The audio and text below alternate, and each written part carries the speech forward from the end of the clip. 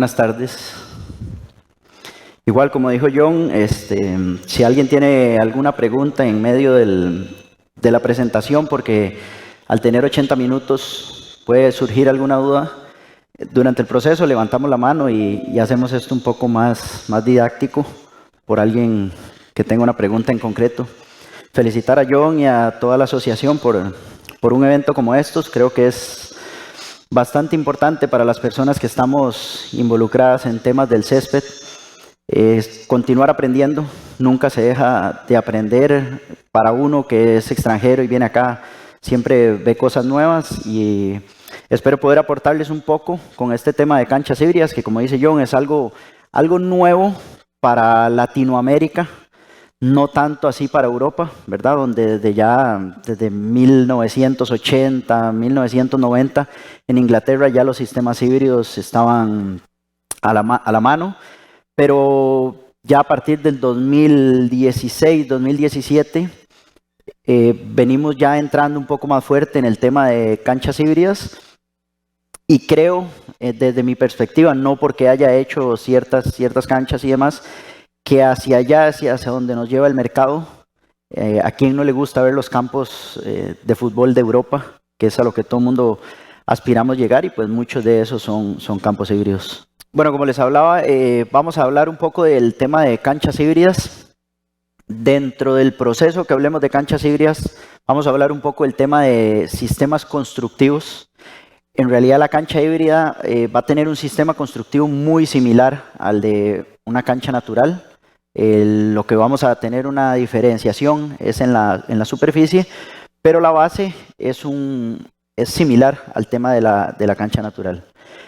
Dentro del proceso vamos a ir viendo los factores necesarios para que una cancha híbrida sea exitosa y vamos a tocar puntos en los que en su momento se ha cometido algún tipo de falla y que no ha logrado terminar como todo el mundo deseara. ¿Qué es una cancha híbrida? La cancha híbrida es una combinación de césped sintético con césped natural. Le estamos adicionando al natural un 10%, dependiendo del tipo de césped híbrido, un 10% en un caso y un 3-4% en el otro caso, que ahorita lo vamos a ver, de fibras sintéticas.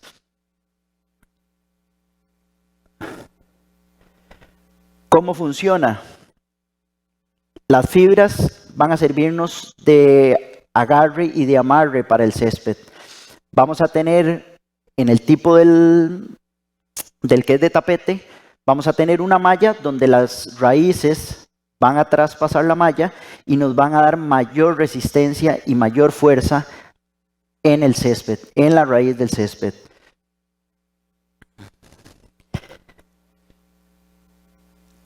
¿Qué vamos a ganar con un césped híbrido? Con un césped híbrido vamos a ganar mayor planimetría, mayor resistencia, mayor jugabilidad, mayor horas de uso.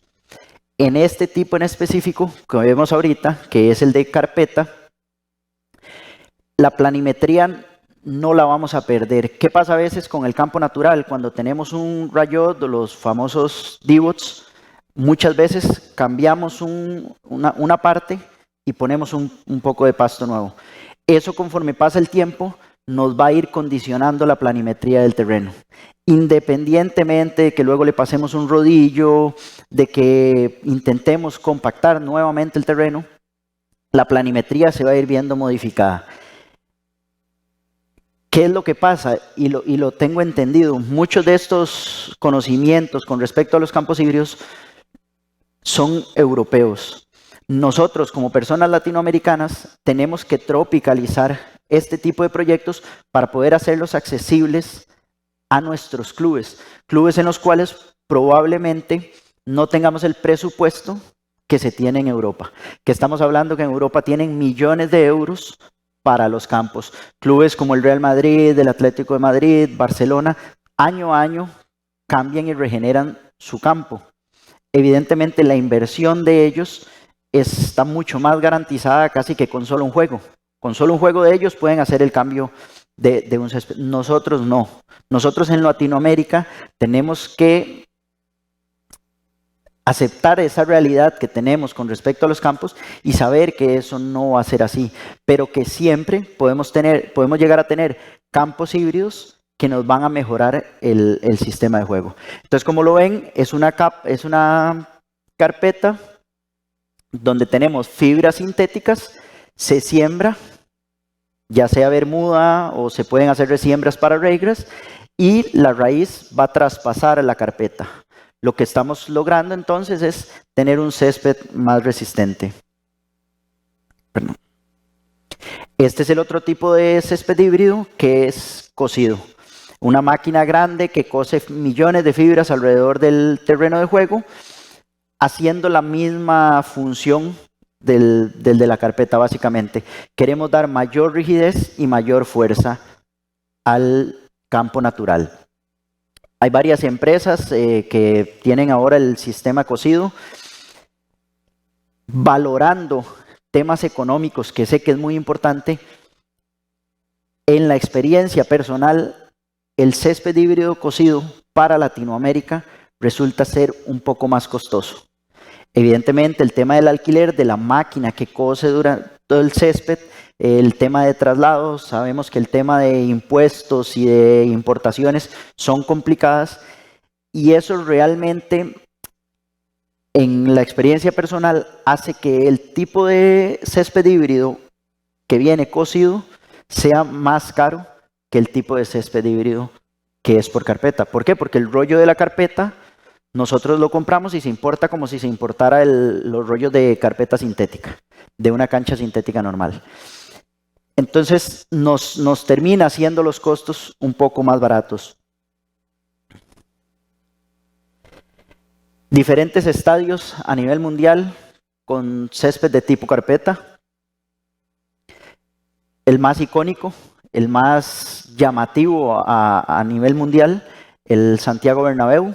Como lo vemos, evidentemente ellos hacen la instalación en rollos, tienen una finca en Arévalo, trasladan 3-4 horas a Madrid en camiones refrigerados y se hace la instalación del pasto. Ellos cambian una vez al año todo el engramado. Y tenemos también el que es de césped, del que es de tipo cosido.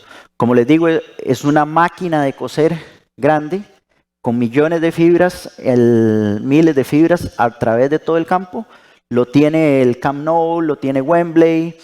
Muchos de los estadios en Europa utilizan este tipo de sistema híbrido.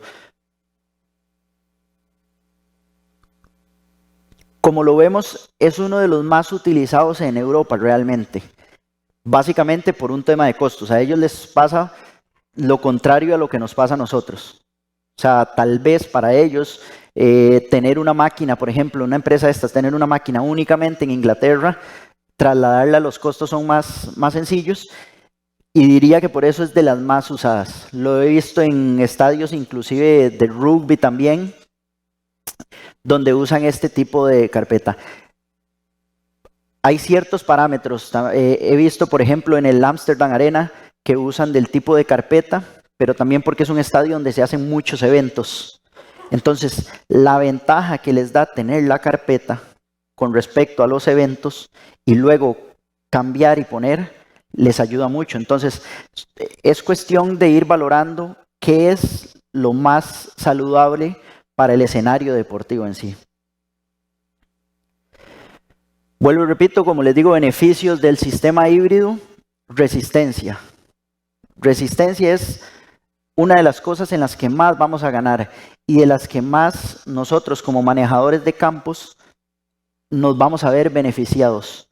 ¿Qué ganamos con la resistencia? Evitamos el desprendimiento del césped por la tracción. Hacemos más saludable el césped con el tema de la raíz, y evidentemente en temas de mantenimiento, lo comentaba ahora con varios colegas, no es que vamos a tener menos mantenimiento en el campo o que va a ser más barato el mantenimiento de una cancha híbrida, sino que tal vez nos va a dar un poco menos de trabajo al evitar tanto desprendimiento del césped, al mantener siempre la planimetría en el terreno de juego, que es otro de los beneficios. Y este es un beneficio que lo van a ver más directamente los jugadores, los que al final de cuentas son el espectáculo. A mí me comentaban allá en Europa y lo que me decían, al final de cuentas nosotros, los que mantenemos campos, antes de los 90 minutos es nuestro trabajo. Una vez que pita el árbitro, es el trabajo de los jugadores. Y ahí es donde la planimetría es fundamental para ellos. El rodamiento del balón, que el balón pueda ir de pie a pie en el jugador, es mucho de los beneficios que tomamos con esto. Como les comentaba, sé que la práctica común es arreglar un rayón, un divot, quitando y metiendo uno, y ahí perdemos planimetría. Perdemos, muchas veces lo dicen los mismos jugadores, cuando van a Europa, de aquí de Latinoamérica, es que las canchas, es que el balón va más rápido, es que tenemos ciertas diferencias con respecto a cómo entrenan y demás. Mucho de estos, el campo híbrido no lo puede dar. Y para muestra, un terreno de juego en Costa Rica. El estadio Alejandro Morera Soto cuenta con una superficie híbrida. Entonces, ahí se rompen paradigmas. ¿De qué? De que es muy caro. Y que entonces en Latinoamérica no podemos tener campos híbridos. Porque yo que vengo de allá, el equipo Liga Deportiva Alajuelense no es un equipo que tenga dinero para gastar en sobremanera y que tenga recursos ilimitados y que vendan jugadores por millones de dólares, y aún así tenemos un campo híbrido. No lo cambiamos año a año, pero ya este es el tercer año que tenemos campo híbrido y hacemos los trabajos de mantenimiento normales. Termina la temporada, hacemos tratamientos regenerativos, volvemos a recuperar el terreno de juego, y al día de hoy es una de las mejores canchas que tenemos en Centroamérica. Muchas selecciones centroamericanas han ido a jugar, mucho equipo también de Sudamérica ha ido a jugar allá. Y como les digo, se cierra ese tabú de que no, es que las canchas híbridas son en Europa únicamente por el tema del costo. ¿Qué otros beneficios podremos contar con el césped híbrido? Mayor uso. Que vamos a ver, esto del mayor uso hay que sabérselo decir y saberlo mediar con los entrenadores, con los dueños de los clubes y con los que manejan o tienen el calendario de los juegos, de los conciertos y demás. ¿Por qué? Porque siempre es, mira, tal vez uno dice, bueno, necesitamos descansar el terreno de juego, pero no era híbrido. No es que se pueda usar más. Al final de cuentas, que sea híbrido, terminamos teniendo un césped natural. Simplemente le estamos adicionando un refuerzo a la estructura para tener más beneficios. Pero no quiere decir que nosotros tengamos una cancha sintética. Claro, las canchas sintéticas les dan a veces hasta 24 horas de uso, cosa que inclusive es malo también, porque las canchas sintéticas también necesitan mantenimiento.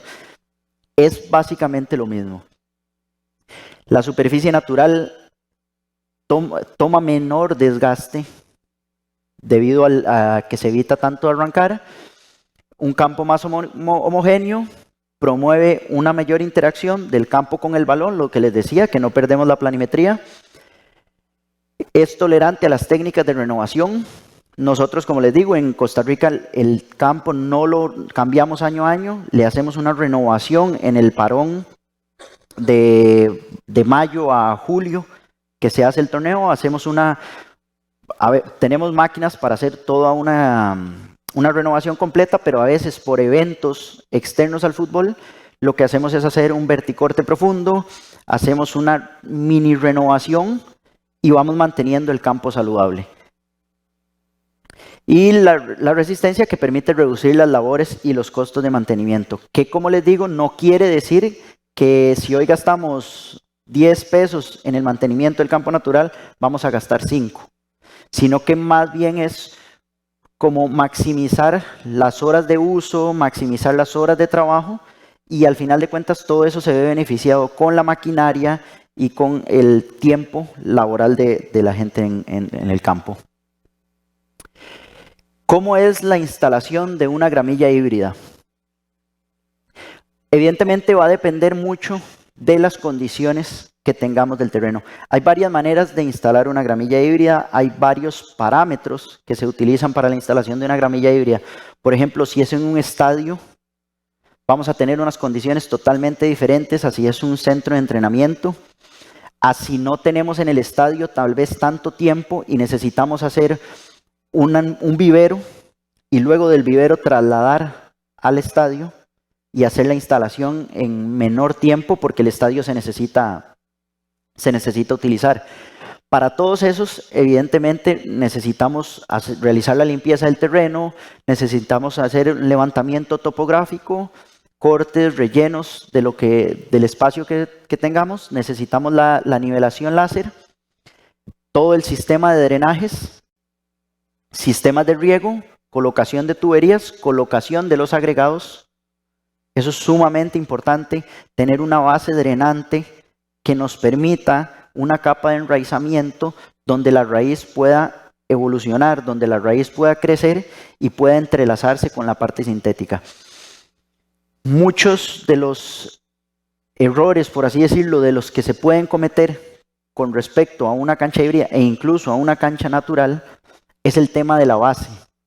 El tema de la base es fundamental para el crecimiento de la raíz, para estaciones lluviosas, para el tema del establecimiento del campo. Vamos a cepillar luego la grama sintética, vamos a hacer la siembra del césped y luego tendremos el resultado final. Ya más adelante vamos a ver un poco más detallado, pero vuelvo y repito, ¿por qué pongo el estadio Alejandro Morera Soto en Costa Rica como ejemplo? Porque no tenemos dinero para este tipo de campos. Evidentemente tiene un costo, pero es un costo manejable para tener terrenos de juego lo más similares a Europa. Conforme pasa el tiempo uno se va dando cuenta de ciertas cosas. Yo siempre quería, cuando fui y vi el Bernabéu, yo decía, yo quiero tener en el Alejandro Morera Soto el Bernabéu. Evidentemente hay circunstancias que no dejan, el clima, factores económicos, pero nos acercamos mucho a ello, dándole las mejores condiciones al terreno de juego con una gramilla híbrida. Aquí vemos un poco el proceso de instalación de la gramilla híbrida, pero dejemos de verlo también solo como el proceso de instalación de la gramilla híbrida, veámoslo como el proceso de instalación de una gramilla. Aquí tenemos el terreno totalmente en condiciones normales. Este es en Pachuca, específicamente en el Club de Fútbol Pachuca, en la Universidad del Fútbol, donde tenemos el terreno en las condiciones en las que está. Se toman niveles, hacemos la realización de la nivelación y empezamos con el sistema de drenajes. Una vez que tenemos ya el sistema de drenajes, volvemos a nivelar. Volvemos a nivelar, nivelamos agregados de piedra, no sé cómo le llamarán, gravilla, ok, gravilla, luego venimos con la arena y aquí podríamos hacer un corte, por así decirlo. Aquí vendría después de la arena una grama natural o empezamos, si es una gramilla híbrida, con la instalación del sintético. Esta es la instalación del sintético en el estadio Alejandro Morera Soto. Justamente en este torneo, el equipo terminó la participación, si mal no recuerdo, en abril, y tomamos la decisión de instalar en sitio, de instalar en el estadio, porque el siguiente torneo empezaba a mediados de julio. Entonces la instalación del híbrido se hizo en sitio. Ya luego vamos a ver, más adelante en la presentación, vamos a ver también la instalación cuando se hace desde un vivero. Aquí se empiezan a extender los rollos tal cual una cancha sintética. De la misma manera. ¿Cuál es una de las diferencias? No vamos a coser tanto. No vamos a coser tanto porque al final de cuentas la costura nos las va a hacer la raíz del césped. Si lo ven, la instalación es una instalación tropicalizada. Yo he visto la instalación de una gramilla de estas y 5 tractores, 8 montacargas, de los 5 solo trabajan 2 y 3 están esperando por si se dañan 2. Aquí no teníamos este presupuesto. Entonces, ¿qué es lo que hacemos? Tropicalizar la instalación. No quiere decir que vamos a tener una mala instalación, ni que vamos a condenar la calidad por hacer una instalación tropicalizada, pero es adecuarnos a las necesidades y a lo que nosotros tenemos. Una vez que se desarrolla que se extiende todo el sintético, empezamos con el arenado. En este caso, que es de carpeta, la fibra tiene 4,5 centímetros y arenamos 3 centímetros. De los 4,5 centímetros, 3,5 centímetros, evidentemente son parámetros que tampoco vamos a lograr una perfección completa, pero se intenta llegar a eso, y lo que hacemos es ir arenando por capas. Arenamos 1 centímetro, pasamos una aplanadora. Arenamos otro centímetro y vamos aplanando. Le vamos dando conformación a esos 3 centímetros. En este caso, nosotros sembramos con bermuda, 4,19. Entonces, llegamos a los 3 centímetros de arenado y sembramos los estolones. Por arriba del estolón, tiramos medio centímetro más de arena y empieza el proceso de crecimiento. Una vez que teníamos la arena, este es en el centro de alto rendimiento para ejemplificar todos los estolones en el campo, y sobre eso arenamos, y conforme pasa el tiempo, logramos la contextura de la cancha. 95 días pasaron en este estadio en específico, desde la fecha que sembramos hasta la fecha de uso. No quiere decir que en los 95 días teníamos un césped maduro, pero la resistencia que nosotros ganamos con el tema del césped híbrido nos permite tener un juego. Por ejemplo, en Europa, me lo comentaban, después de 48 horas de instalado un campo híbrido, perfectamente puede tener un juego. Evidentemente, no en el 100% de condiciones que todo el mundo quiere, pero un juego donde va a ser bastante efectivo el desarrollo del partido. Vamos a volver un poquito más específico a ver el tema del proceso de instalación para que vean. Igual, volvemos a lo mismo: levantamiento topográfico, cortes y rellenos, nivelación láser. ¿Qué pasa con, no sé si aquí en Perú ya tienen o trabajan bien el tema de la nivelación láser en campo deportivo? Alguien, no sé si están constructores de canchas o algo así, utilizan el tema de nivelación láser. No se utiliza mucho. En México pasó exactamente lo mismo. Cuando llegamos a México a trabajar con el tema de canchas, no había esto. La conseguimos de la gente que trabaja el arroz. Se consiguió el tema. Muy probablemente hayan niveladoras láser. ¿Por qué niveladora láser? Al final de cuentas también puede hacerse con cualquier otro tipo de nivelación de las que se usan. El tema es que recuerden que encima de la última nivelación vamos a poner una carpeta sintética. Nosotros necesitamos tener el acabado más fino posible para extender ahí el tema de la carpeta sintética. Sumamente importante, no solo en el tema de una instalación de una gramilla híbrida, sino en la construcción de una gramilla natural, los drenajes. El tema de la contaminación ambiental y del cambio climático, cada año que pasa, está afectando más. Ya no llueve lo mismo que llovía hace 10 años. Ahora llueve mayor cantidad, tal vez. Muchas veces llueve menos veces, pero mucha mayor cantidad. Nosotros tenemos que convivir con esto. Esto es parte fundamental del desarrollo de un terreno de juego. El tema de los drenajes. Y volver a nivelar. Siempre tener la nivelación para el acabado final del terreno de juego. Nuevamente, instalación de la parte sintética.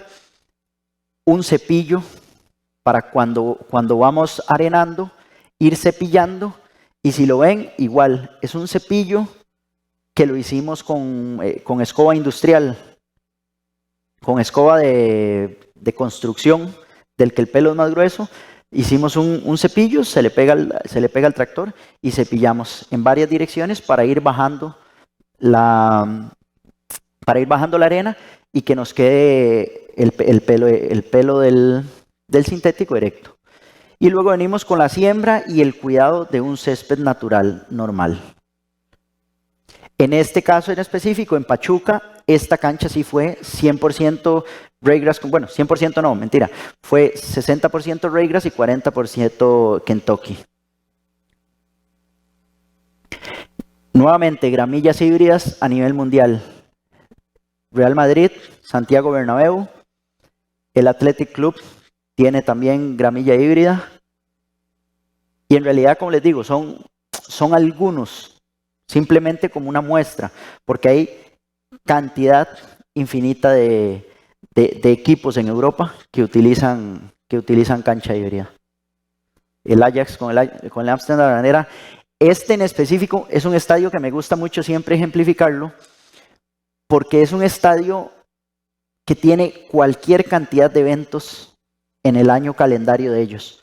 Evidentemente los partidos del Ajax y demás, pero sé, porque conozco a los encargados de ahí, que tienen mucho evento, tienen mucho concierto, y evidentemente una de las razones por las que usan césped híbrido es por este tema de los conciertos.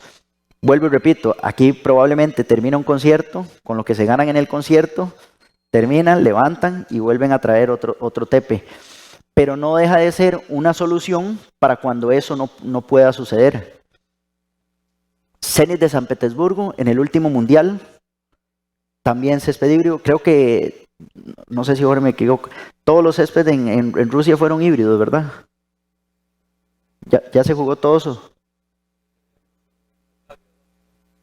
Pero, no sé, hablemos de un 90% del último mundial, todos eran campos híbridos. Probablemente el siguiente mundial se juegue en un 100% en campo híbrido.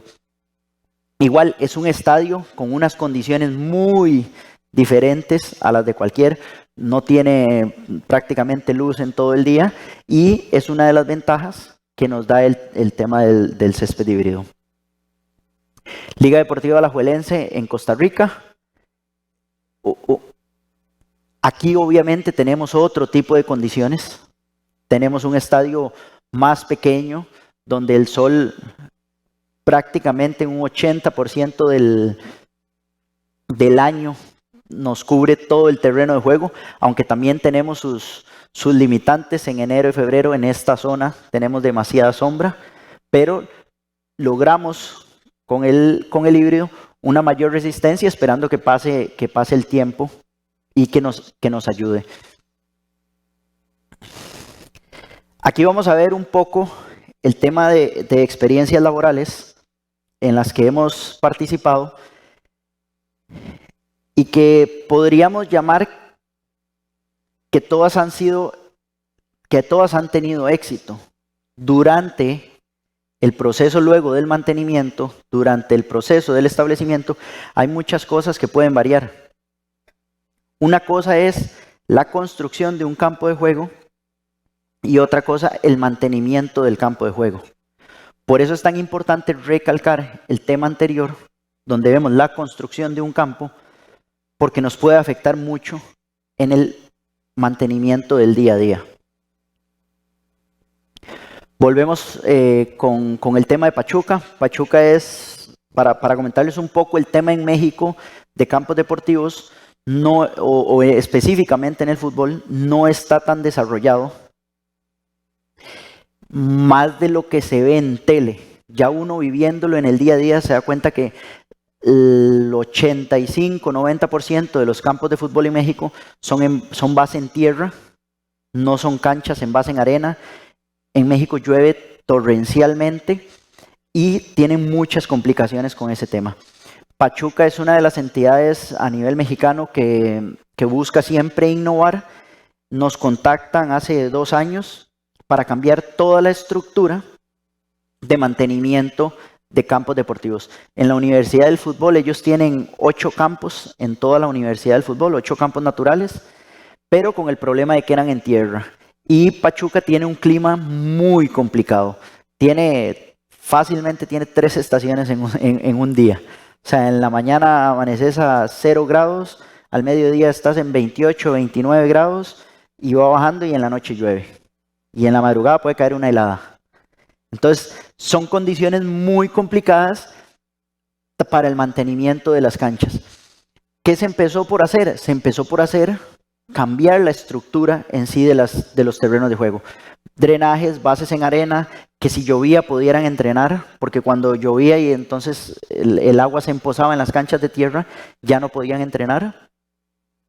Y se empezó a optar por los sistemas híbridos. ¿Por qué? Porque son clubes que tienen 8 canchas, porque aparte del club de fútbol profesional, tienen la universidad del fútbol, tienen otra cantidad de equipos, tienen segundas divisiones, rentan las canchas, entonces necesitan más horas de uso en los terrenos de juego.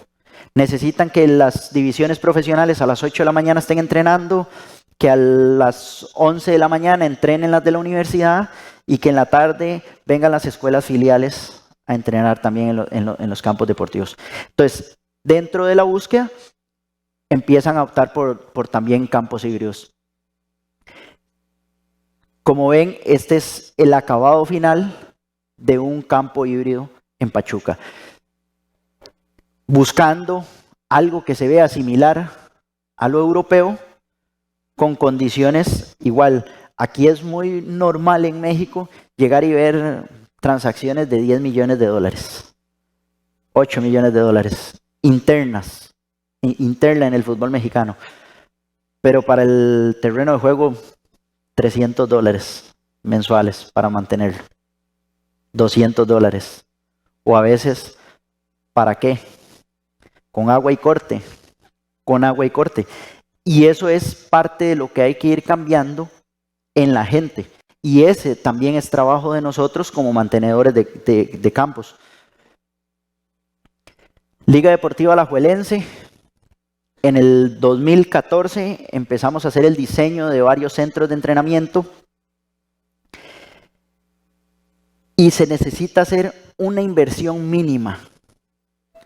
Liga Deportiva Alajuelense es el club más grande de Costa Rica. Se pelea con otro club, como en todos los países, ¿verdad? El clásico. El otro club ya tenía cancha natural. Entonces empezamos a ver qué hacer diferente para que no digan es que copiaron al otro club, porque hasta en eso hay que pensar. Terminamos haciendo 3 canchas híbridas, esta es cancha híbrida, esta es cancha híbrida, esta es cancha híbrida, estas 2 son sintéticas, se terminaron haciendo canchas híbridas. Se bajaron los costos de las bases de los terrenos de juego. Igual se trabajó en el tema de los drenajes, que fue fundamental. Se habló de que no se podía negociar el tema de los drenajes. Bajamos las capas de gravilla y de arena por ser canchas de entrenamiento al mínimo para lograr bajar los costos, y se decidió optar por el tema de canchas híbridas. Al día de hoy, estas canchas, esta es la del primer equipo, y en estas 2 entrenan las otras profesionales, pero todas estas canchas tienen alrededor de 35 horas de uso semanales por el club. Se rentan, el club profesional entrena acá y ha dado las selecciones nacionales ahora que llegan a Costa Rica a jugar contra la selección. Ahora estuvo la Copa de Oro, tuvimos 4 selecciones entrenando también en estas canchas y han dado un buen rendimiento. Como vemos, el tema de la raíz son canchas en Bermuda.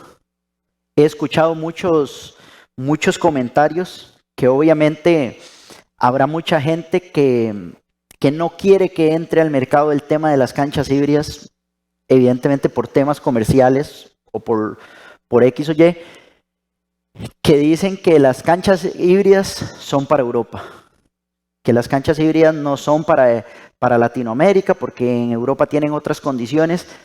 Evidentemente en Europa hay otras condiciones. Evidentemente en Europa las canchas híbridas son con raygrass, Nosotros acá en Latinoamérica utilizamos mucha bermuda. Nosotros hemos realizado canchas híbridas hasta con quicuyo. Sí se pueden, lo que pasa es que el manejo es totalmente diferente. O sea, hay que tener mayor cuidado. Entonces, vuelvo a quitar un tabú como el tema económico. Sí sirven las canchas híbridas con bermuda. Inclusive hemos hecho el estadio Alejandro Morera Soto, un poco de lo que hablamos.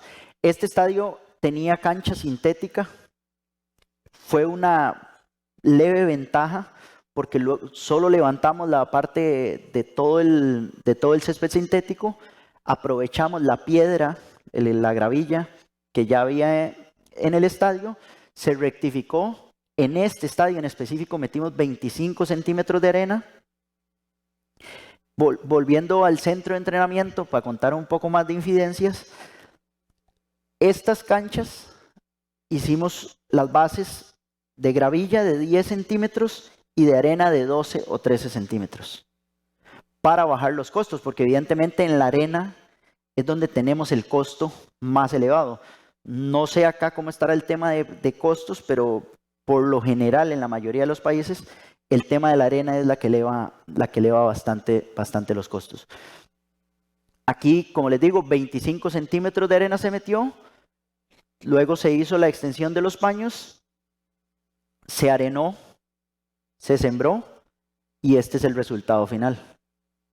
Resultado donde inclusive nos hemos puesto a hacer diseños diferenciados en la cancha. Me gusta el Capitán América, entonces ese fue el día de que estrenaron la película del Capitán América, había que hacer algo diferente, pero también, aunque no lo crean, mucho de esto lo permite la planimetría del terreno.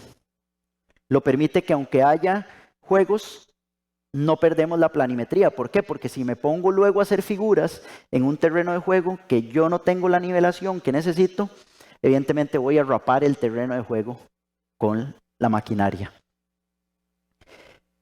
Tenemos condiciones de lluvia extrema en Costa Rica. De hecho, octubre, noviembre, diciembre, inicios, tenemos bastante lluvia. Este estadio los últimos 10 días recibió 12 entrenamientos y 7 juegos en 10 días. Yo les puedo enseñar, después tal vez podemos ver unas fotos de ayer o de hoy, y es un estadio que se mantiene bien. Visualmente todavía se ve muy bien, evidentemente después de un trajín tan grande necesita su proceso de recuperación, pero es un estadio que cualquier otro no hubiera podido aguantar tal vez un trajín de eso. Y no fueron juegos cualquiera, fue juegos de la selección nacional de la Liga de Naciones, fue el preolímpico femenino de CONCACAF, fue juegos de la liga entre clubes y fue juegos del equipo en primera división. Cruz Azul de México. Aquí en esta foto vamos a ver bien una característica muy marcada. La cancha del fondo es una cancha sintética, la cancha 2 es una cancha en quicuyo con base en tierra y esta fue la cancha híbrida que se les hizo a ellos. No tienen drenajes. Cuando aquí llueve no se puede jugar. Lo primero, la implementación de drenajes. No todos los drenajes son una copia, porque aquí habían condiciones muy diferentes, donde aquí hay un cementerio, aquí atrás, y la única salida de agua que tiene esta cancha es por aquí. Todas las aguas bajan acá y salen por acá. Entonces la configuración de drenajes en esta cancha en específico fue diferente. He visto mucho drenaje también que se hace únicamente en una línea. Mucha gente le gusta la espina de pescado, le gusta otro tipo de drenajes y al final de cuentas lo que necesitamos es desaguar bien. Una base de gravilla, una base de arena con nivelación láser, se extienden los rollos y el acabado final. Aquí, por ejemplo, se riega con cañón. Ya no hay un sistema de riego interno y se riega con cañón. Y a ver, no pasa nada, las condiciones son totalmente diferentes. Nos adecuamos a las condiciones del centro de entrenamiento que tiene Cruz Azul. condiciones totalmente diferentes a las de cualquier estadio. Una condición diferente que se hizo aquí no se sembró. Esta cancha es con quicuyo y luego se le hizo una resiembra de raygrass. Esta cancha se sembró el quicuyo por debajo del sintético para que la hoja fuera más fina y saliera. Y luego se le hizo una resiembra de raygrass por las condiciones climatológicas que tiene la Ciudad de México. Una cancha igual a esta en América también, en el Club de América. Y vamos a hablar ahora un poco del tema del Estadio Azteca. Un tema que si muchos vieron en redes sociales, fue un tema que se habló tal vez un poco con respecto al híbrido. Hay dos procesos diferentes con respecto a la cancha híbrida del Estadio Azteca. El Estadio Azteca no podía parar mucho tiempo. Entonces, se hace un vivero de césped, 20,000 metros cuadrados de césped híbrido, de los cuales en la primera tanda, por así decirlo, 10,000 metros cuadrados se pasan al estadio. Igual, tenemos las condiciones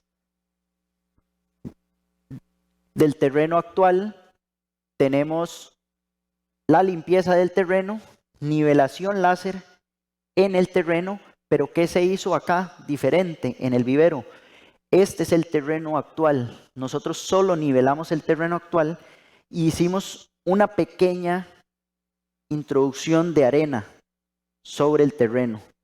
Y sobre ese terreno extendimos los rollos de sintético, hicimos el híbrido. Aquí no hicimos una capa de arena porque en el vivero no necesitamos tanto desarrollo de raíz, porque luego va a ser traspasado al estadio, donde en la teoría debe ser donde él desarrolla su raíz.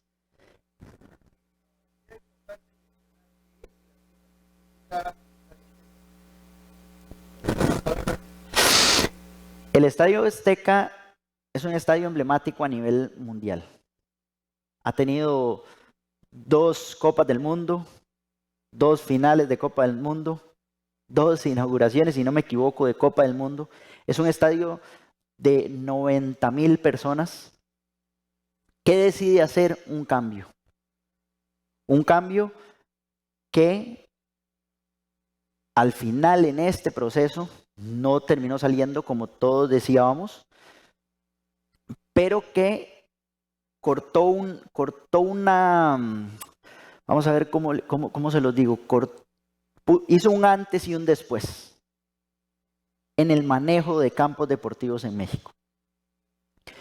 ¿Por qué? Porque aquí está el Estadio Azteca. Si lo ven, aquí está el Estadio Azteca. De aquí se sale el Estadio Azteca y llegamos al vivero. Tengan muy presente eso para lo que les voy a explicar ahora. 1,5 kilómetros entre el Estadio Azteca y el vivero. Y se los cuento no para echarle la culpa a nadie, no para querer quitar errores o no errores. Me gusta contar este tipo de temas porque es algo que nos puede pasar a cualquiera en el desarrollo de los campos deportivos, que es muy importante valorar a la hora de hacer un campo deportivo. Se hizo exactamente el mismo proceso, se extienden los paños, se arena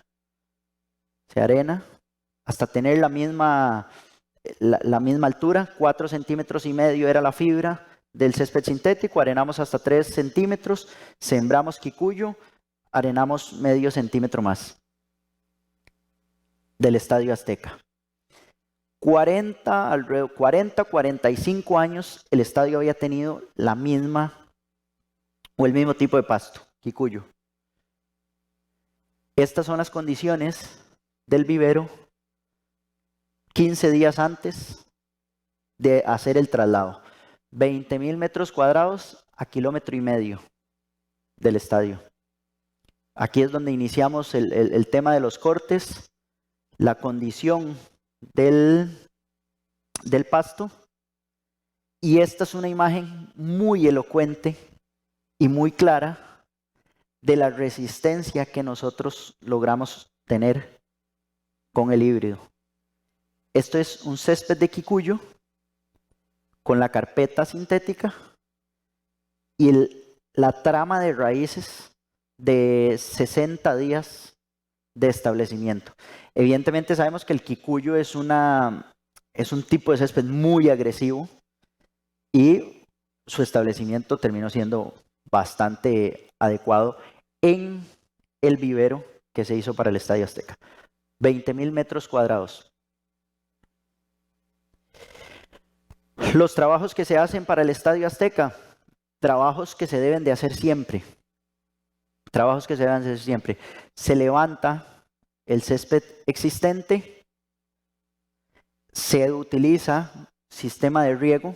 Este estadio tenía un sistema de riego por tubería externa, con cañones. Entonces no había riego antes de los partidos, se podía regar únicamente como hora y media antes, porque tenían que ir conectando los tubos, regar una línea, zafar los tubos, conectar los otros tubos. Un estadio 2 veces mundialista no tenía sistema de riego, se hace sistema de riego subterráneo, nivelación láser e incorporación de arena. Incorporamos 250 toneladas de arena en la superficie. Se hace un sistema de riego de 42 aspersores y se inicia con la instalación de los rollos. Por acá debe estar como el vivero, 1,5 kilómetros del estadio, y en 72 horas se instala toda la gramilla del vivero. 8,000 metros cuadrados de acá, en realidad un poco más, porque obviamente a la hora ya que uno corta y hace los rollos y demás, va teniendo desperdicio. Eso es bueno tenerlo presente si uno va a hacer un trabajo de trasladar de un vivero a un estadio el rollo. 7,140 son los 105 por 68, más las áreas de extrajuego. Siempre es bueno dejar un margen para cuando se hacen este tipo de trabajos. Y en 72 horas se instala la gramilla del Estadio Azteca. Se termina se terminó viernes, sábado en la madrugada, sábado como a las 2 de la mañana, se terminó, ya hubo juego el mismo sábado en la noche. Temas de tiempos, temas de esa coordinación que hay que tener con gerencias de estadios, con los tiempos, con eso de que muchas veces los dueños de clubes, los dueños de estadios no entienden que el césped se estresa, que no es broma. O sea, porque cuando uno dice que el césped se estresa, la gente no cree que el césped se estresa. Creen que uno está vacilando, porque no, ¿cómo se va a estresar el césped? Al final de cuentas, el césped es un ser vivo, pero eso la gente no lo entiende. Estas fueron condiciones de la cancha del Estadio Azteca en su momento.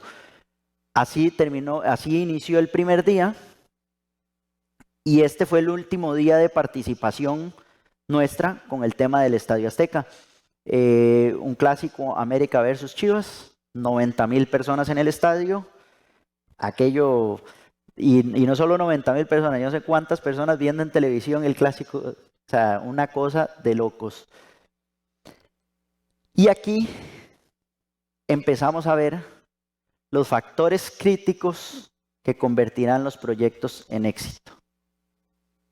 Ya vimos que anteriormente todo lo que hicimos, inclusive las condiciones de la misma grama en el vivero a 1,5 kilómetros del estadio, son condiciones ideales. Se hicieron pruebas de dureza, pruebas de rigidez del campo, todo perfecto. Nuevamente, esto que vamos a ver no es echarle la culpa a nadie, no es zafarse de nada, es un tema realmente de aprendizaje. Conforme pasan los juegos, empezamos a detectar que el desgaste le está haciendo efecto a la cancha. que la cancha no está respondiendo a como estaba aquí. Y lo mismo que llueve aquí, llueve aquí. O sea, en nada. Empezamos a hacer estudios, o sea, inclusive esta es una de las condiciones más feas, realmente, hay que decirlo como es, más feas, del estadio, pero se empiezan a hacer análisis. Análisis que en la teoría ya se tenían de pruebas de filtración anteriores, previos a quitar la cancha anterior, que tenía 40 años de establecimiento. Evidentemente, ya conforme pasa el tiempo, uno lo va analizando y dice, claro, 40 años de establecimiento contra 3 meses de establecimiento. Las condiciones son totalmente diferentes. Se empiezan a hacer pruebas de filtración y vean la condición del agua. No drena. Empezamos a hacer perforaciones. Esta me la recomendó un amigo en Europa, le llamé y le mira, tengo estas y estas condiciones. No fue Jorge, no fue Jorge, fue otro. Y me dice, mira, una vez estuvimos en un estadio muy importante, un problema de estos, comprate una broca grande, haga huecos y empiece a cambiar la condición del terreno por arena. Y nos fuimos dando cuenta de que efectivamente no estaba drenando. Entonces, ¿recuerdan esta imagen de la raíz? Esta era la raíz en el vivero. Vean esto. No tenemos raíz. Si no hay raíz, no hay vida. Así de sencillo. Vean la condición del terreno de juego. Vean esta diferencia cuando cambiamos ya ciertos sectores a que fuera arena, donde vuelva a empezar a enraizar el terreno de juego. Ahorita les voy a mostrar un video con un cuadro de 50 centímetros en un lapso de 2 metros. Entonces, se empiezan a tomar medidas, se empieza a tapar la cancha también, estaba lloviendo como nunca había llovido. Tras de todo, ¿verdad? Cuando se viene una, se vienen todas juntas y va uno en bandada. Yo creo que hay que ponerle play ahí, porque este es video.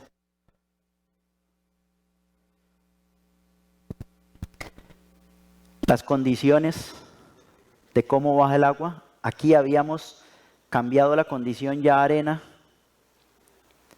específicamente y este es algo muy importante. Esto lo cambiamos en arena. Esta era la condición original del suelo y en un lapso de 2 metros, si le echamos un balde de agua aquí, drena, y si le echamos un balde de agua aquí, se queda en la superficie. Vean la condición de la raíz aquí, cómo fue variando, y vean la condición de la raíz aquí. Si quiere lo volvemos a poner. Nuevamente, vean cómo descarga el agua que estaba empozada. Aquí hicimos una perforación y sustituimos por arena. 2 metros en el mismo estadio, en el mismo césped, 2 bases totalmente diferentes.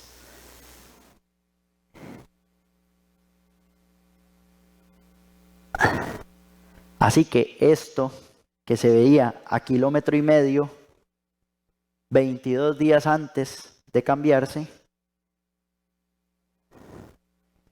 se convirtió en esto 2 meses después, con el uso, con la cantidad de eventos, y pasó algo similar a lo que les había dicho. Mucho de lo que uno escuchaba luego y no era híbrido, porque entonces jugaba a femenil los lunes, los miércoles copa, los sábados un equipo, porque es casa de 2 equipos en México. Luego el lunes siguiente o el fin de semana le prestaban a Bimbo y hacía torneito bimbo el fin de semana y no era híbrido. Claro, es híbrido, pero esto es césped. Termina siendo césped. Necesitamos condiciones que vimos en todos los demás trabajos de éxito, de gramillas, que como el estadio Alejandro Morera Soto tiene 3 años al día de hoy de ser una de las mejores canchas. Y esto, sí, yo también hice eso cuando la vi. Yo también hice eso. Esta imagen la pongo igual, no para desmeritar a nadie, no para criticar, no para quitarme encima, nada. Esta imagen no recuerdo si fue después de que pasó, metieron 2 conciertos de Shakira, un concierto de Telehit. Creo que esto había sido después de eso. Nosotros ya no estábamos en el tema. Evidentemente el problema era un problema que se venía arrastrando, pero esta imagen la traigo a colación, no me gusta ni verla a mí. Es una realidad, pero hay que verla para analizar. Y la traigo aquí para que todos analicen y todos entiendan un poco cuál es la situación. Nosotros, los que mantenemos campos de juego, se nos critica por 90 minutos de televisión, donde todo mundo ve los 90 minutos. Ustedes aquí en todo esto están viendo fotos inéditas. Estas son fotos que obviamente solo estando ahí dentro del proceso. Ya aquí no estábamos. A mí cuando me mandaron esta foto y me dijeron, mae, vea lo que hicieron allá en el Azteca. Dios mío. Eso es lo que uno piensa. Después ya uno averigua y todo. Le metieron carbón. Algún proceso. Yo no entiendo, no quise investigar, no quise tampoco analizar mucho. Le metieron carbón.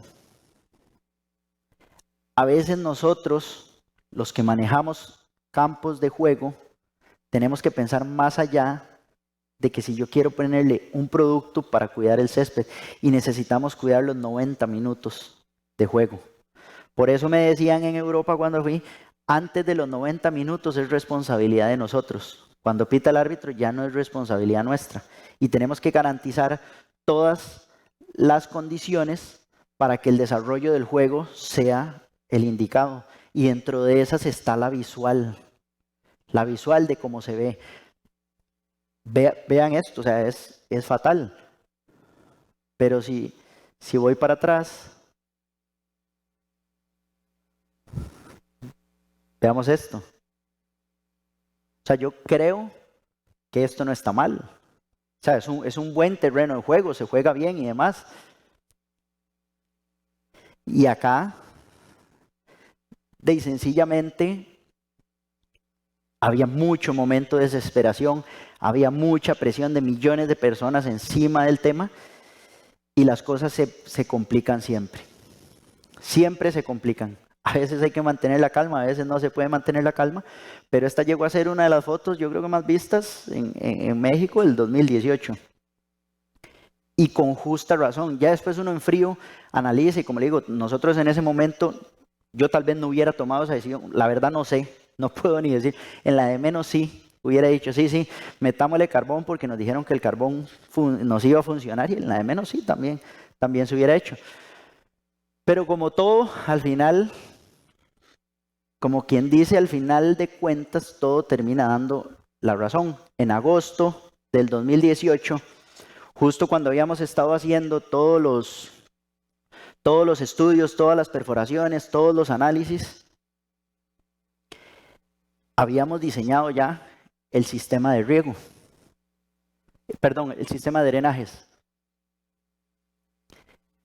para empezar a curar eso. Tal vez no era el momento, estábamos en medio torneo de un estadio que se usaba siempre y todo, no se podía hacer. En un momento tuvimos la aprobación para hacerlo en una fecha FIFA y íbamos a ponernos a hacer esto en tiempo récord. Después, evidentemente, la presión y todo no se terminó haciendo aquella vez. Pasó lo que pasó y después, en mayo de 2019 ya no estábamos nosotros a cargo. Creo que esto lo supervisó una empresa brasileña. No, World Sport, creo. Sí, una empresa brasileña.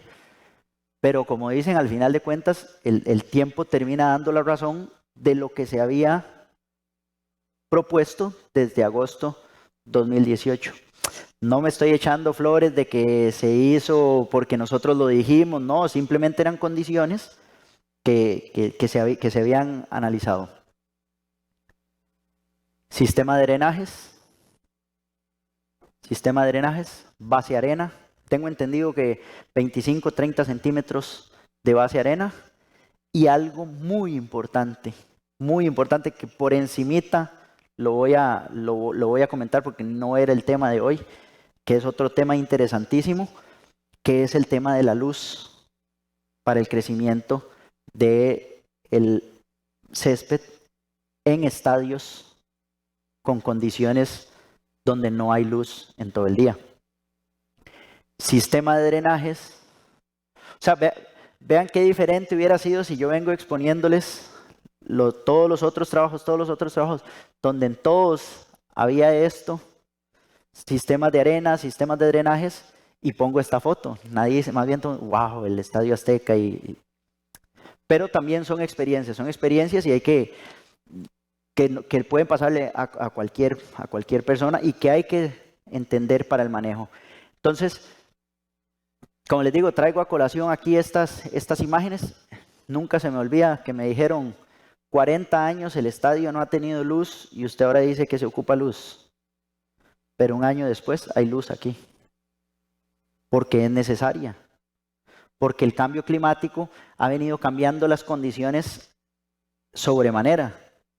O sea, de algo de locos. Aquí, este estadio, a las 10 de la mañana, todavía hay sombra en esta zona. Solo esta parte tiene sol.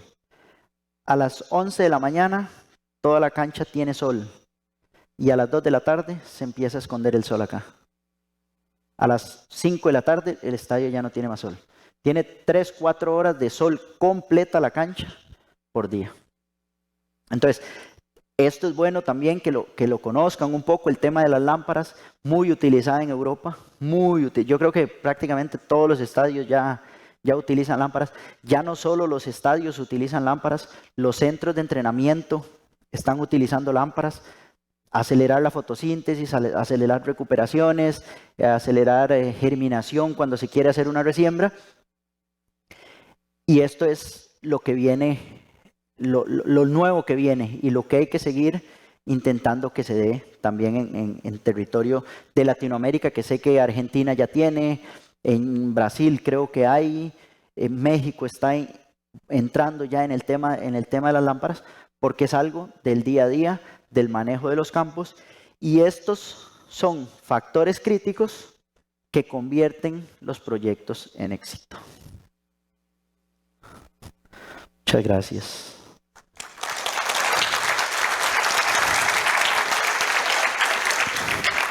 Si alguien tiene alguna pregunta. Hola. Por acá. Gracias. Solamente quiero, por favor, que me diga, cuando usted habló de factores y elementos, habló también del término tropicalizada. Quiero que me explique un poquito más. Y luego, hablaba del Estadio Azteca, que se había dañado. Este falló que, a la pregunta no lo he captado, en la explicación, perdón, si era híbrido esa cancha. Usted mencionó que habían echado carbón. O sea, ¿falló el mantenimiento acá?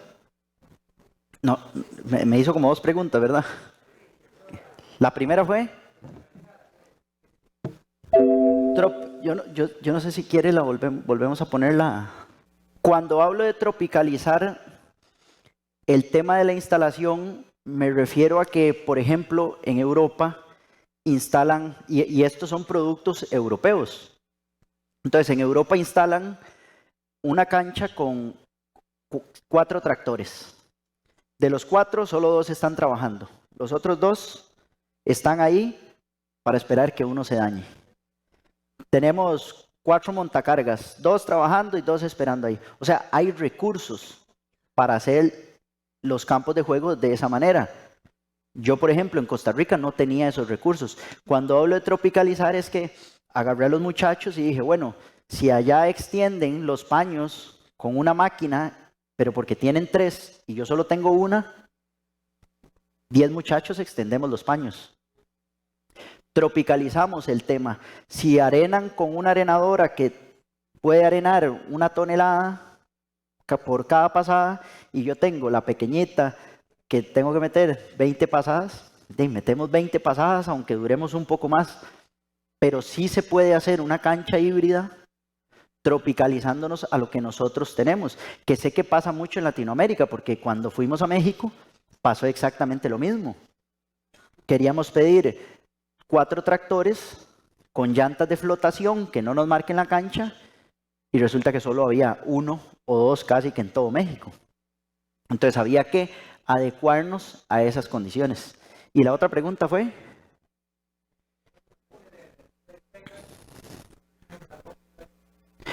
¿Cuándo qué?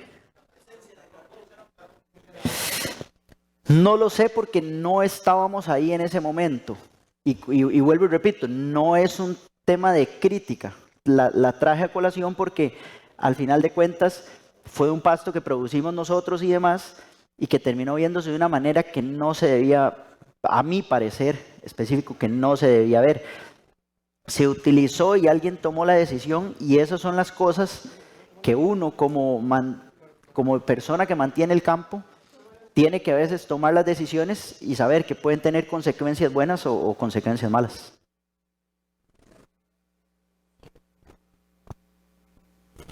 ¿Cada cuánto tiempo se le pasa la...? Lo felicito, su presentación fue muy ejemplarizadora, de manera especial para mí, que estoy abordando temas afines.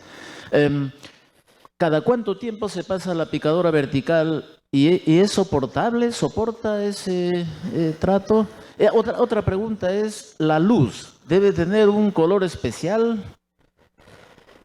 Con respecto a la aireación, va mucho dependiendo... Vamos a ver, es que si me pusiera a pasarles imágenes, aquí tengo videos, imágenes y para tirar para arriba.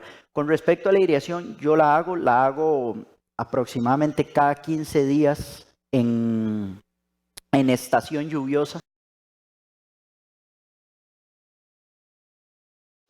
Porque en Costa Rica llueve sumamente, o sea, son litros de litros, pero cada 15 días utilizamos la Procore 648, la que es manual, tines de 3 octavos, delgaditos, y una vez cada 2 meses sí meto un tin de media pulgada, 4 o 5 centímetros, para lograr esa condición. El tin de 3 octavos no afecta tanto el césped sintético, que a ver, como todo, tiene su vida útil, ¿verdad? Tiene su vida útil el tema del sintético, pero que se puede realizar. También ahora hay nuevos aireadores. Está uno que es el Air2G2, que es de aire, de puro aire, entonces es en un único punto y te revienta la estructura abajo. Entonces también hay sistemas que se pueden utilizar, pero sí se hace la aireación. ¿Y cuál era la otra? La luz es luz LED, últimamente he visto también que ya ahora hay de otros colores, infrarrojas y dependiendo, pero como le digo, ya es un tema de que habría que volver a darle más, pero definitivamente en estadios donde tenemos techo, como le digo, inclusive no estadios donde haya techo, ya en zonas donde no hay tanto sol en el día y se está usando también en centros de entrenamiento. Pero es un tema muy interesante el de las luces para el crecimiento del césped deportivo.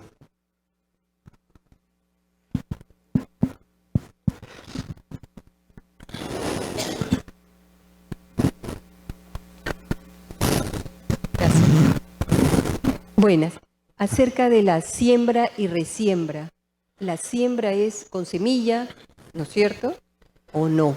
¿Cómo cuando hacen la parte del proceso, antes de colocar la gramilla esa, ¿cómo es la siembra? ¿Con granos? ¿Con semilla o con... ¿Cómo es? Lo hemos realizado de todas las maneras. O sea, vamos a ver. Esta. Este estadio, por ejemplo, se sembró con estolón. De Bermuda 419. Se sembró con estolón arriba.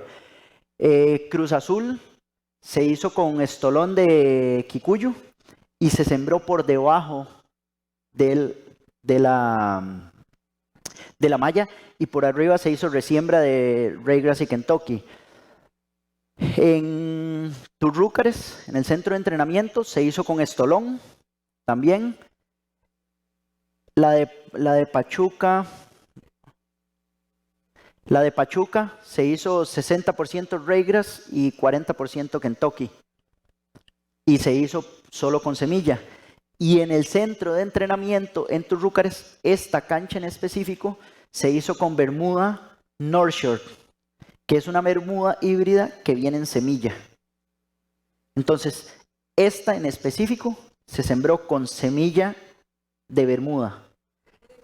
Estas con estolón, el estadio con estolón, la de Pachuca, Raygrass y Kentucky. Y al estadio nosotros le hemos hecho resiembra al Bermuda de Raygrass.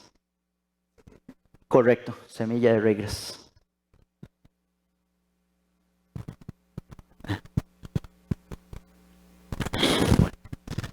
Buenas tardes. Bueno. Ingeniero, una consulta. Yo lo que quería saber era cuánto es un aproximado de tiempo, de horas luz, que debería tener un GRAS o bajo este sistema para que al día, para mantener un estado, digamos, óptimo, ¿no? de desarrollo, no se vea, como usted mencionó, en zonas que se están, digamos, formando este tipo de problemas, ¿no? Con respecto a la luz. Creo que en la presentación pasada dieron había como una tabla donde venían los tipos de bermuda o de césped con las horas luz que necesitan. No vean el sistema híbrido como alguna variación del natural. O sea, al final de cuentas no tenemos aquí una cancha sintética, tenemos una cancha natural. El manejo del césped es exactamente igual al manejo del césped de una cancha natural. O sea, nuestra superficie y todo va a seguir siendo natural. Lo que tenemos es en la base unas fibras sintéticas que nos dan mayor agarre y mayor amarre. Entonces, con el tema de las horas sol, son las mismas que necesitaría en este caso la Bermuda o en otro caso el Raygrass y el Kentucky para su fotosíntesis, para el crecimiento y demás.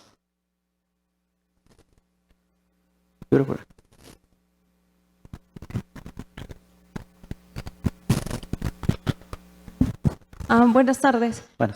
Quisiera saber, por ejemplo, aquí en Perú tenemos suelos arcillosos y qué cantidad tendríamos que colocar la arena para ese tipo de suelos, cómo sería el drenaje y el tipo de riego. Vamos a ver con un ejemplo la de Pachuca en específico. Las condiciones de terreno son muy similares, muy arcilloso, tenía un suelo. Entonces lo que hacemos es hacer el nivel freático suspendido, más bien subirnos de ahí el nivel para darle otra condición al terreno. Evidentemente, si se hiciera del todo de cero, ¿verdad? Como lo ve de aquí, del nivel, lo que hicimos fue meter los drenajes y a partir de ahí elevarnos con gravilla y arena. No de ahí para abajo, sino más bien de ahí para arriba. Y sobre eso, ya luego se hace todo el trabajo y se siembra. Entonces, la capa de enraizamiento y demás queda por encima.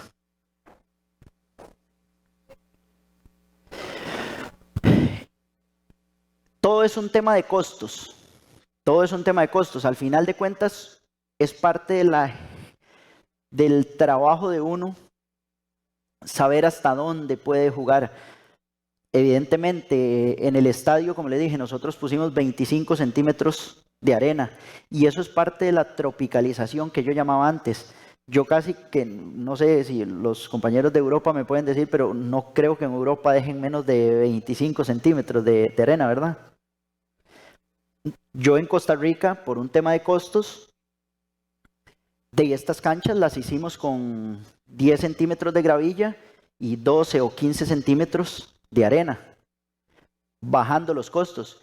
Y al día de hoy yo le puedo decir que son muy buenas canchas, o sea, son canchas que tienen muchas horas de uso, con parámetros de exigencia muy elevados y han funcionado bien. Entonces, yo creo que eso es parte del mismo trabajo de uno, de ver qué tantos costos puede tener el club, qué tantos costos puede tener la parte de inversión para también que el proyecto sea viable. Pero si fuera en este caso, o sea, ya lo repito, 10 de gravilla y 12, 15 de arena. En el estadio fueron 20 de gravilla y 25 centímetros de arena, más después la capa arriba de arena. En Pachuca trabajamos 15 y 15. El Estadio Azteca, como terminó siendo, terminaron metiéndole 25 centímetros. También si se va a usar este tipo, el que es cocido, el híbrido que es cocido, esto por obligación necesita mínimo 30 centímetros de arena. Entonces también es otro de los parámetros por los que en Latinoamérica termina siendo más costoso, porque necesitas 30 centímetros mínimo para poder coser sobre eso. Una consulta, de lo que hablaste de la densidad de la carpeta. ¿La densidad sigue siendo en todos los casos la carpeta la misma, la parte sintético, o viene creciendo, aumentando de acuerdo a la experiencia mayor sintético a través del tiempo? No ha aumentado la cantidad de sintético, lo que aumenta es el tamaño de la fibra. Últimamente se han estado haciendo de 5 centímetros y medio, no con la intención de ganar más sintético, sino que le va a dar más vida útil, porque a la hora en que usted va haciendo regeneraciones, es normal que la punta de la fibra empiece a irse desgastando. Entonces obviamente va a durar más en desgastarse la de 5 centímetros y medio que la de 4 centímetros y medio. Pero al final de cuentas, como le digo y como comentábamos inclusive ahora, termina siendo un campo natural. Buenas. Primero felicitarlo. Y quería saber cuál es la diferencia entre sembrar en semilla y en estolón. ¿Es por el tema de costos? ¿Con el Bermuda? Sí. Creo que vamos a ver, lo hice por un tema de querer innovar otro tanto y empezar a descubrir qué nuevas bermudas hay. Sé que el Bermuda 419 es un Bermuda que se ha utilizado durante mucho tiempo. Me equivocan, me corrigen si me equivoco, pero creo que es una semilla como de 1985, una cuestión así, más o menos en esas fechas. Entonces, es una muy buena semilla, es un muy buen pasto.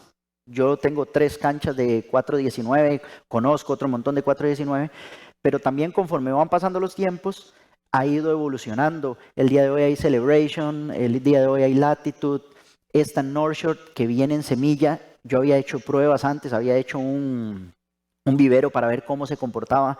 Probé también la Princess 77, probé la Pure Dynasty, probé varias y al final de cuentas el color en sí que me daba el North Shore es un poco más tolerante a la salinidad. El tiempo vamos a ver, si cae en una sequía y se me hace un parchón, en 2-3 días vuelve a tomar un color verde, tiene un color verde más profundo. Entonces fue como eso, al final de cuentas fue como querer buscar cosas nuevas dentro de lo nuevo en el mercado que hay. Que como le digo, inclusive, por ejemplo, sé que el Celebration últimamente en muchas canchas se ha estado usando, porque es más tolerante al tráfico. Claro, le voy a decir algo, en zonas. Yo utilicé el Celebration en Pachuca y personalmente en Pachuca específicamente no me funcionó. Pero probablemente por las condiciones de terreno. Eso sí es muy importante tenerlo bien claro. Las condiciones van a variar en absolutamente todo lado. Vean el caso del Azteca en 1,5 kilómetros. En 1,5 kilómetros, un césped que estaba saludable y totalmente, con otras condiciones, varió totalmente, y con el microclima que tiene el estadio en específico, varió totalmente las condiciones. Pero básicamente fue eso. Por el tema de costos, no tanto. También va a depender mucho de tiempos. Yo sí tenía 3 meses para poder sembrarla en semilla, o tenía los 3 meses para sembrarlas del centro de entrenamiento en Estolón, pero probablemente en otros casos pueda solo ir en tapete, entonces tal vez el tepe solo vaya de 4.19. Pero básicamente fue por un tema de eso, no un tema de costos, de ahorrar entre una y otra, sino más que todo ir en ese aspecto de ir buscando nuevas cosas.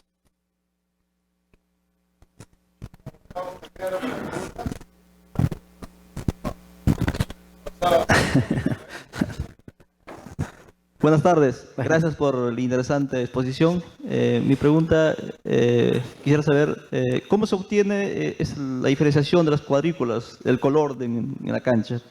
¿De estas? Sí, por favor. Eso es una guía de la máquina. O sea, las máquinas traen el corte y traen el rodillo, y es una interpretación de la visión con respecto a cómo le pega el sol al césped. Se acuesta para un lado y se acuesta para el otro, básicamente.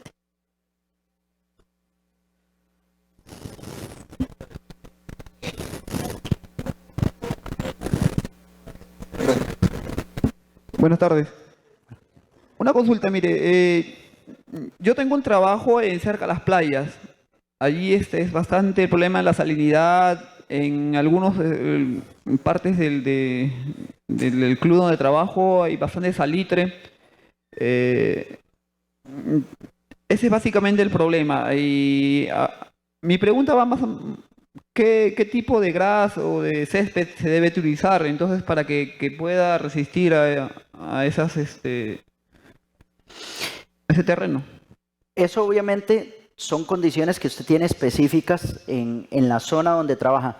Como le digo, hay tipos de bermudas que resienten más el tema de la salinidad que otras, habrán otras mejores. Como le digo, en este caso yo probé esta North Shore porque me ayudaba un poquito más con el tema de la salinidad, de las aguas, específicamente en el centro de entrenamiento, que es por medio de un pozo, entonces la salinidad del agua y demás. Y en ese momento estoy usando eso. Habría que hacer en el caso suyo un análisis un poquito más específico para ver qué otras especies se pueden usar.